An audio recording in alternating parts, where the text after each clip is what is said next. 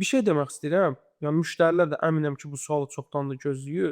Bugünkü gündə bazarda iki cürə kombi satılır. Yoğuşmalı kombilər, yəni ekonom adına tanınan indi hal-hazırda satılan kombilər, bir də ki, əzəldən yəni dədə-baba işlətdiyimiz hermetik kombilər. Bu yoğuşmalı kombi dedikdə və hermetik kombi dedikdə bu ikisini müştəri nəyə görə ayırmalıdır və sizin fikrinizdə, yəni hansını almalıdır? Mənim fikrimcə, bugünkü gündə belə açıq danışım da, yəni bizə yoğuşmalı demək olar ki, yaramır. Çünki yoğuşmalının detalları da çox bahadır. İndiki günlərdə yəni detallar bahalıqdan da əlavə bəzilərini tapmaq olmur. Məsəl üçün qazanında bir problem oldu. Biz onun qazanına görə çox əziyyət çəkirik. Çünki bizdə o qədər də çox yayılmayıbdır bunun satışı. Bizdə ən çox satışda yayılan kombilər hermetik kombilərdir, bilirsən də özün. Bu kombilərin də hermetik kombilərin də təmir eləməsi çox asandır bizim üçün. Yəni bilən üçün asandır. Ustalar da bilir ki, yəni bunu düzəltmək çətinlik yaratmır.